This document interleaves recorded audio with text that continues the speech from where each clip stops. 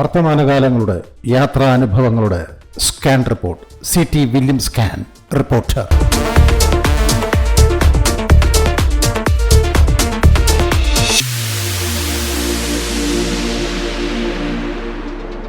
പ്രേക്ഷകർ ക്ഷമിക്കണം, ഞാനിപ്പോൾ നിൽക്കുന്നത് തൃശ്ശൂരിലെ വെറുപ്പിൻ്റെ സ്നേഹതീരത്താണ്. ഒരു കാലത്ത് സഞ്ചാരികളെ ഒരുമയോടെ ഈ തീരത്തെത്തിച്ചപ്പോൾ ഇതൊരു സ്നേഹതീരമായിരുന്നു. ഇന്നതെല്ലാം പോയിരിക്കുന്നു. ഇന്ന് ഈ തീരം വെറുപ്പിൻ്റെ സ്നേഹതീരമായി മാറിയിരിക്കുന്നു.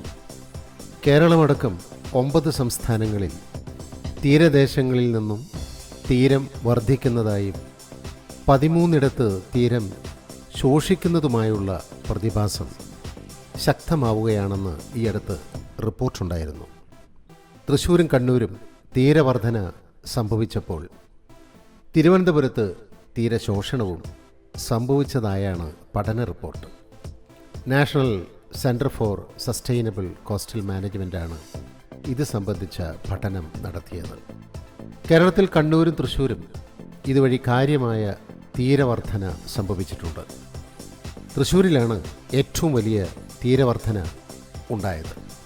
ഇവിടെ 9 ലക്ഷം ചതുരശ്ര മീറ്ററോളം പുതുതീരമുണ്ടായത്രേ. കണ്ണൂർ ജില്ലയിൽ 5.5 ലക്ഷം ചതുരശ്ര മീറ്റർ പുതുതീരമുണ്ടായതായി കണക്കാക്കപ്പെടുന്നു. കണ്ണൂരിൽ മീൻകുന്ന് ബീച്ചും തൃശ്ശൂരിൽ സ്നേഹതീരം ബീച്ചും തീരവർധനയിലാണ്. വിനോദസഞ്ചാരത്തെ സംബന്ധിച്ച് ഇത് നല്ലതാണ്. വിനോദസഞ്ചാരികൾക്കായി അത്രയും തീരം വിനോദത്തിനായി ലഭിക്കുമല്ലോ.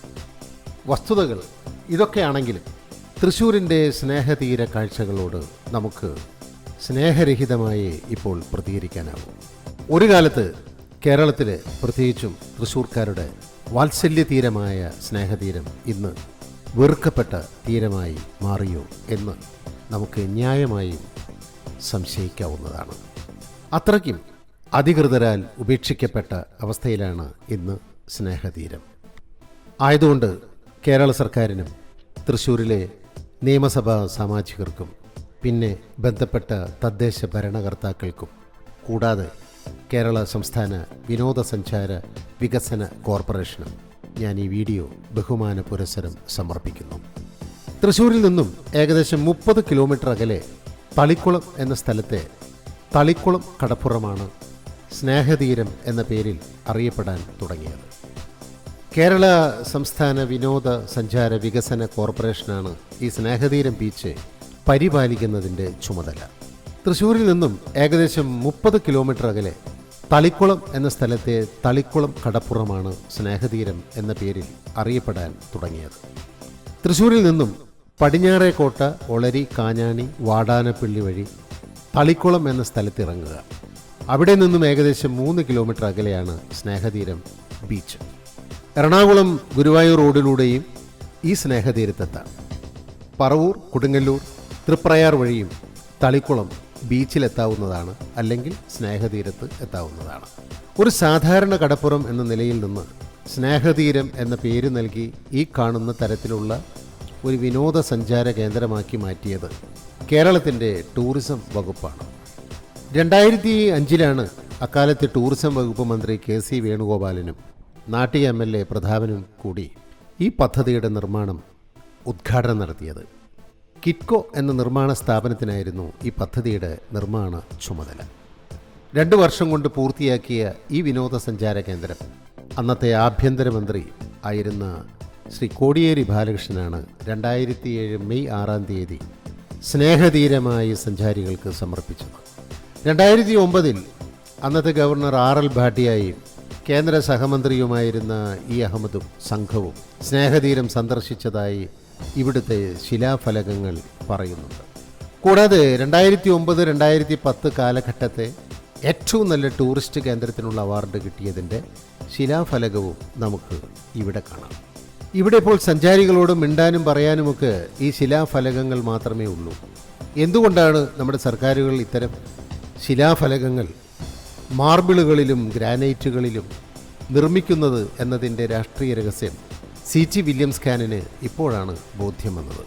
അതായത് നമ്മുടെ രാഷ്ട്രീയക്കാരുടെ ഇത്തരം വികസന പദ്ധതികളൊക്കെ കാറ്റെടുത്താലും കടലെടുത്താലും കാലമെടുത്താലും ഈ ശിലാഫലകങ്ങൾ ഇവിടെ ചരിത്ര സൂക്ഷിപ്പുകളായി അനശ്വരങ്ങളായി ഇവിടെ തന്നെ നിലനിൽക്കണം. എന്തായാലും അതിലൊക്കെ ഈ ശിലാഫലകങ്ങളിലൂടെ അമരത്വം പ്രഖ്യാപിച്ചവർക്ക് ആനന്ദിക്കാം, ആഹ്ലാദിക്കാം. ഈ ശിലാഫലകങ്ങൾ ഇവിടെ നിക്ഷേപിച്ചതിന് ശേഷം ഏതാണ്ട് 3 പതിറ്റാണ്ട് കഴിഞ്ഞപ്പോൾ ഇന്നിവിടെ സ്നേഹതീരം കാണാനില്ല, സഞ്ചാരികളെയും കാണാനില്ല. ഇവിടങ്ങളിലെ ശിലാഫലകങ്ങൾ മാത്രം നമ്മെ വല്ലാതെ തുറച്ചു നോക്കുന്നത് കാണാം. അപ്പോഴും ഇവിടങ്ങളിലെ രാഷ്ട്രീയ ഭൂപടങ്ങൾ ഒളിമങ്ങാതെ മാനത്ത് വിരിപ്പിട്ട് മിന്നുന്നത് കാണാം. ഇതുവഴി വഴിതെറ്റിയെത്തുന്ന സഞ്ചാരികൾക്ക് ഇനിയും കെട്ടുപോകാത്ത വർണ്ണങ്ങളിൽ ഇവിടുത്തെ പാർക്കുകൾ അമ്പരന്ന് നിൽക്കുന്നത് കാണാം. ഏതോ പ്രേതാലയത്തിലെന്നോണം ഇവിടുത്തെ കളി ഊഞ്ഞാലുകൾ ഇങ്ങനെ കടൽക്കാറ്റിലാടുന്നത് കാണാം. ആരോ ഊരിക്കൊണ്ടുപോയ ഊഞ്ഞാലുകളുടെ അനാഥമായ കഴുത്തുകളും കാണാം നമുക്കിവിടെ. പാമ്പുകൾ പോലെ ഇവിടെ എഴയുന്ന ജലാശയങ്ങളിലെ മീനുകൾ ഭ്രാന്തികളെപ്പോലെ കൈകാലുകളിട്ടടിക്കുന്നത് കാണാം. എല്ലാവരാലും ഉപേക്ഷിക്കപ്പെട്ട അവയുടെ തലകൾ ആരോ തല്ലിപ്പൊളിച്ചിട്ടതുപോലെ കാണാം. അവയിൽ ചിലവ ജീവനുള്ള അസ്ഥികൂടങ്ങൾ കണക്കെ ഒഴുകുന്നത് കാണാം. അപ്പോഴും കടലിലെ തിരമാലകളെ വെല്ലുവിളിച്ചുകൊണ്ട് ഏതൊക്കെയോ രാഷ്ട്രീയക്കാരുടെ പേരുകുത്തിയ കത്താത്ത വിളക്കുമരങ്ങൾ പോലെ ഹൈമാസ്റ്റുകളുടെ അഹങ്കാരം കാണാം. താഴെ ആളൊഴിഞ്ഞ അരങ്ങും കാണാം. കടലിന് അതിരിട്ടവരെ ഇളിച്ചു നോക്കുന്ന പല്ലുകൾ നഷ്ടപ്പെട്ട അഴികളിളകിയ ചുണ്ടുകൾ കാണാം. അട്ടഹസിക്കുന്ന കടലിൻ്റെ ഒടുങ്ങാത്ത ആരവം കേൾക്കാം. സഞ്ചാരികൾ ഒഴിഞ്ഞ ചാരുബെഞ്ചുകളും വിശ്രമ കേന്ദ്രങ്ങളും കാണാം.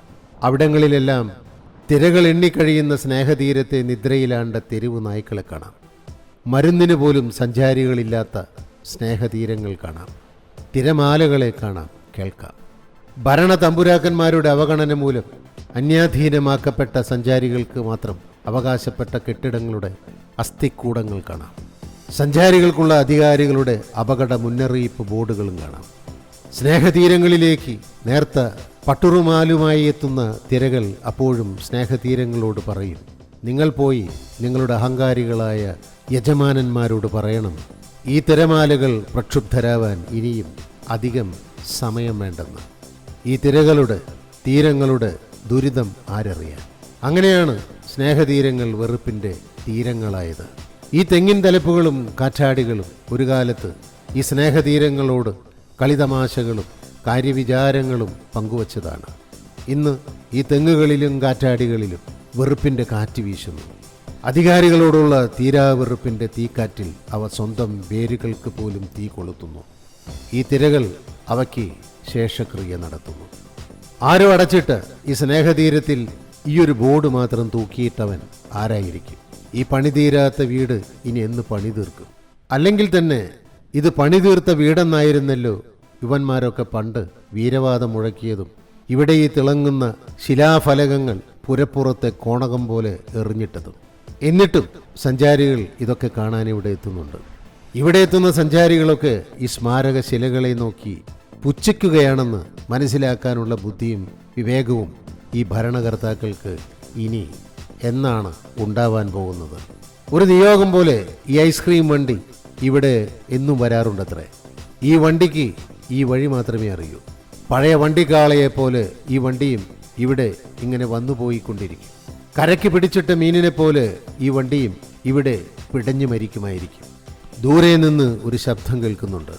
ആരോ ഇവിടെ തല്ലിപ്പൊളിക്കുകയാണ്. പുനർനിർമ്മിതിക്കായി കരാർ തൊഴിലാളികളുടെ ഉപജീവന ബഹളമാണ്. ഈ ഭൂമിക, ഈ കോപ്രായങ്ങളെല്ലാം കാണുന്നുണ്ട്. കുറെ നേരമായി ഞാനും എൻ്റെ ക്യാമറയും ഇവിടെ തീക്കായിരുന്നു. ഇത്തിരി വെള്ളം കുടിക്കാമെന്ന് വിചാരിച്ചാൽ ഈ വെള്ളം ടാങ്ക് നമ്മെ നോക്കി കളിയാക്കി ചിരിക്കും. ഇതത്രേ കുടിവെള്ളം. കൂമ്പടഞ്ഞുപോയ ഈ ഭരണഭരണി ഇനി എന്നാണാവോ ഒന്നും മുള്ളുക? ദാഹിക്കുന്ന സഞ്ചാരികൾക്ക് ഇനിയിവിടെ ഈ കടലിലെ ഉപ്പുവെള്ളം കുടിച്ച് ദാഹം തീർക്കാം. സഞ്ചാരികളുടെ അന്തർദാഹവും തീർക്കാം. അവർ എല്ലാം അങ്ങനെ തീർത്തുകൊണ്ടിരിക്കുന്നു. ഈ മരങ്ങളിവിടെ കഴിഞ്ഞ കാലവർഷത്തിൽ കാലം ചെയ്തവയാണ്. ഇതൊന്നും മറവ് ചെയ്യാൻ പോലും ഇവിടുത്തെ ശിലാഫലകങ്ങളിൽ പേര് കൊത്തിവെച്ചവർക്ക് സമയമില്ല. ഇനി ഇതൊക്കെ കടലെടുത്ത് മറവ് ചെയ്യുന്നതും കാത്ത് കഴിയുകയാണ് അവർ. എന്നിട്ട് വേണം അവർക്ക് ഈ കടൽ തീരത്ത് ഒരു ശേഷക്രിയ നടത്താൻ. അപ്പോൾ കടലിൻ്റെ പേരിലും എഴുതും അവർ ഒരു വൗച്ചർ. അങ്ങനെ ഈ മരിച്ച മരവും അവർക്ക് പണം കായ്ക്കുന്ന മരമാവും.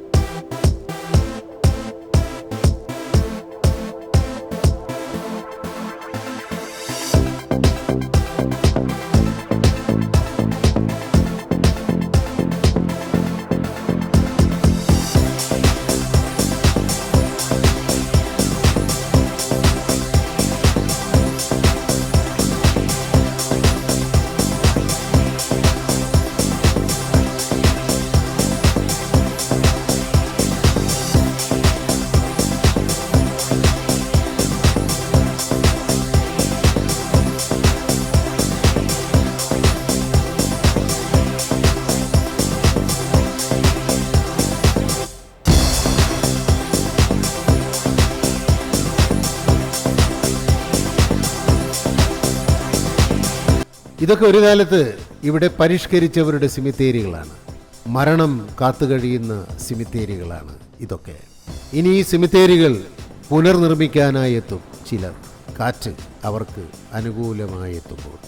അപ്പോഴും സഞ്ചാരികൾ ജലകേളികളിൽ അഭിരമിച്ചു കഴിയുന്നുണ്ടിവിടെ.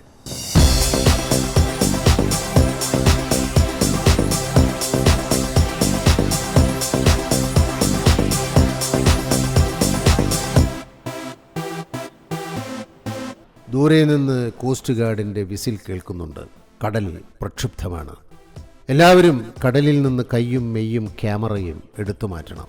ഞാനും ഈ സ്നേഹതീരത്തെ അനുസരിക്കട്ടെ.